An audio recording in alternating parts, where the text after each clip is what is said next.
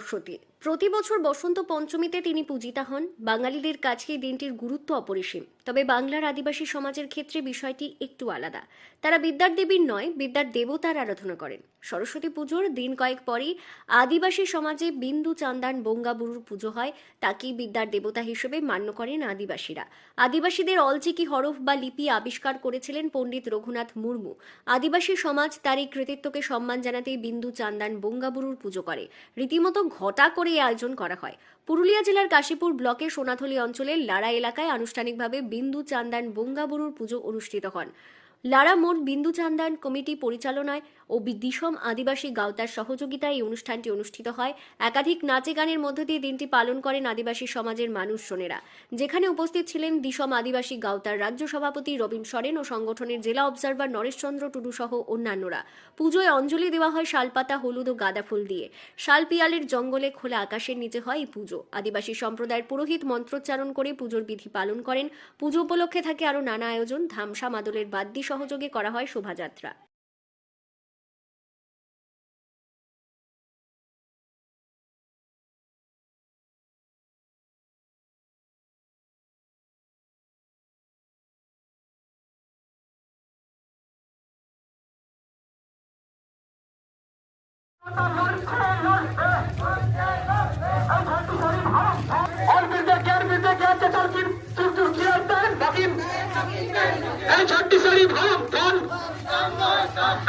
বীরবান্টা সিধু কানু চাঁদ ভৈরব চিৎকার, বীরবান্টা সিধু কানু চাঁদ ভৈরব চিৎকার, চট্টম ধম তম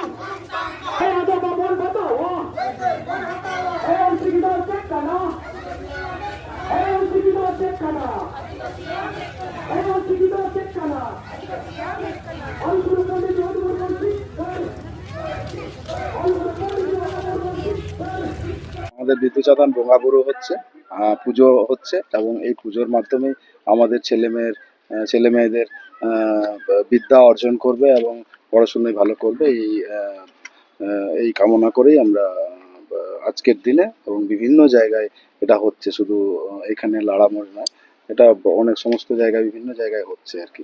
সেই কারণে আমরা একটা পদযাত্রা আমরা রাস্তায় হাঁটছি। বেশ কিছু দাবি তোলা হচ্ছে। দাবি তো সেটা থাকবেই, এখন অনেক দাবি আছে বিভিন্ন। এখনো যে আসাম জ্বলছে, এখন আসামের 29টা ফ্যামিলি জ্বালিয়ে দিয়েছে আদিবাসীদের। সেখানেও আমরা আসামেও যাব, আমরা কয়েকদিন পরেই আমরা যাব। কিছু সামগ্রিক আমরা পাঠিয়েছি। তার সঙ্গে লোকাল স্থানীয় দাবি আছে, এখানে পাট্টার সমস্যা আছে, আদিবাসীরা এখনো পাট্টা পায়নি। হ্যাঁ, তারপরে এশায়ার নিয়ে যা চলেছে, আদিবাসীদেরকে হ্যাকেল করা হয়েছে, এটাও আমরা ভালো চোখে আমরা দেখিনি। এবং রাজ্য সরকারকে এটাও বলবো যে এখন সামনে ইলেকশন আছে, আমাদের হোস্টেলগুলোর অবস্থা খুব খারাপ আছে, পরিকাঠামো খারাপ আছে, এগুলোকে ভালোভাবে করুক, নাহলে আদিবাসীরা পরবর্তী ক্ষেত্রে নিজস্ব সিদ্ধান্ত নিতে বাধ্য হবে। রাজ্য বা জেলায় বা কেন্দ্রে আপনাদের বহু জনপ্রতিনিধি আছে। আপনারা দীর্ঘদিন ধরে আন্দোলন চালিয়ে আসছেন, এখনো কার্যকর হয়নি। আর সামনে একটা বড় নির্বাচন, বিধানসভা, আপনাদের কোনো রকম ভূমিকা থাকবে কি? না, ভূমিকা তো নিশ্চয়ই থাকবে। আমাদের যারা প্রতিনিধিত্ব করছেন, যারা এমএলএ এমপি যারা আছেন, তারা বিভিন্ন পলিটিক্যালের আছেন। সেই পলিটিক্যালের গোদ ধরে তারা করছেন। পলিটিক্যালরা যেমন ভাবে বলে দিচ্ছে সেইভাবে করছে।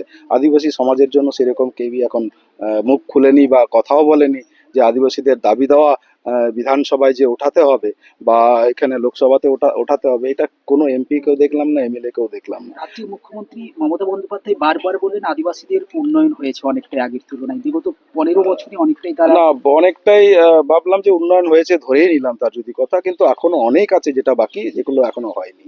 সেটা আদিবাসীরা সেটাতে খুশি নয় আর কি। হ্যাঁ, এটাও আমরা চাইছি, দাবি আদিবাসীদের আপনি যেটা বললেন প্রতিনিধিত্ব করতে, শুধু এমএলএ এমপি রিজার্ভ কোটাতেই এখানে প্রতিনিধিত্ব করছে। এখানে রাজ্যসভার কোনো রকম এমপি কোনো আজ পর্যন্ত পশ্চিমবাংলা থেকে একজন আদিবাসীকেও রাজ্যসভায় পাঠানো হয়নি। সেটাও সমাজ থেকে পাঠানো হোক। কি চাইছেন এই এই র্যালি থেকে সরকারের উদ্দেশ্যে? না, আমরা সরকারের উদ্দেশ্যে এই মুহূর্তে এখনো ভোট সামনে এগিয়ে আসছে, ভোটের আগে এখন আমাদের হোস্টেলগুলো পড়ে আছে, বিভিন্ন হোস্টেল, তার ফেডার স্কুল, তারপরে আপনার পরিকাঠামোগুলো একদম যেগুলো আছে, একলব্য স্কুলের বিভিন্ন রকম ঢুকছে বিভিন্ন জায়গায়, সেগুলো পুনরুজ্জীবিত করুক আর কি। আপনার পরিচয়? রবীন সরেন, দিশম আদিবাসী গাঁওতার প্রেসিডেন্ট। এই র্যালিটা, এটা শোভাযাত্রা। এই শোভাযাত্রা দিয়ে আমাদের যাতে নেক্সট জেনারেশনগুলো যারা পড়াশোনা করছেন তাদের যাতে উজ্জীবিত করে ভালো শিক্ষাটা দেওয়া হয়।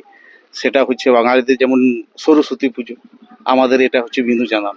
আমাদের এটা ট্রাইবেলদের সবাই কম বেশি করে আমরা করছি, লাড়ামোড়ে করছি, আর অন্যান্য জায়গাও হচ্ছে। ঠিক আছে। বিদ্যার দেবতার পুজো করা হচ্ছে, কিন্তু অধিকাংশ জায়গায় দেখা যাচ্ছে বিভিন্ন স্কুল বন্ধ হয়ে রয়েছে আদিবাসীদের। হ্যাঁ, আপনারা দাবি তুলছেন, সেই স্কুল খোলারও একটা দাবি তুলছেন, কি আশা করছেন?